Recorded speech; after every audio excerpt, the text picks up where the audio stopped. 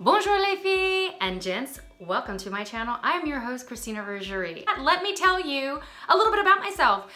So I'm an interior designer, and interior stylist is also my thing. And going into the subject that I'm gonna share with you guys today is how to style your shelves. Well, I'm actually gonna be sharing with you 4 design principles I stick to when I design my own shelves. So what are those 4 magical design principles? They are 1, layering. 2, vertical and horizontal pairing. 3, color palette. And the 4th one, which everybody forgets and nobody really does, is decorating in odd numbers. Go figure!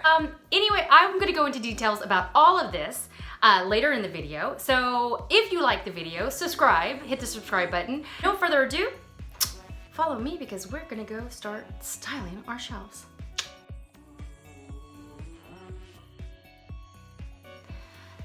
First up, layering. Now, what do I mean by layering? Let me show you. Layering is simply adding objects one in front of the other. As you see here, the stacked books in front of the picture frame. This is what I call layering. For example, here I have my picture in the back with 2 different accessories placed in front of it as layers.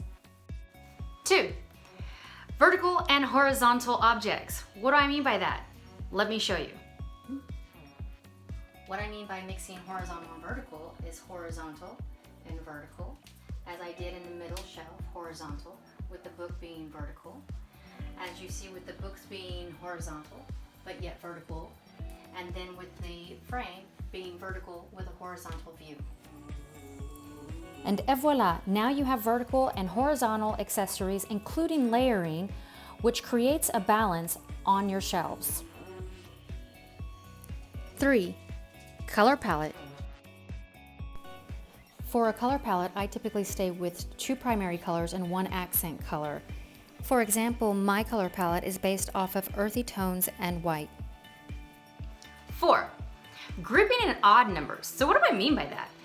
Actually, by grouping your objects in 3s or 5s, depending on the length of the shelf, actually forces the brain to continue looking because odd numbers keeps the eye intrigued. Isn't that interesting? Marketing actually uses this as a marketing tool because psychology, it tells us we're getting 2 + 1 part extra.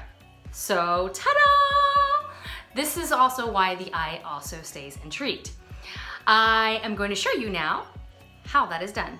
When we're talking about grouping objects, this was considered 1. As like I did here with the basket, with these 3, this is another 1. So going back to the top, you would count 1, 2, 3, 4, 5. As in the second row, you have 1, 2, 3. Another trick I like to do is to take a stack of books to ground any objects in odd numbers. And voila.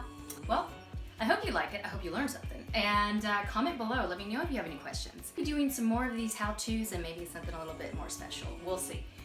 Anyways, happy designing and talk to you later, guys. Stay tuned. Cheers.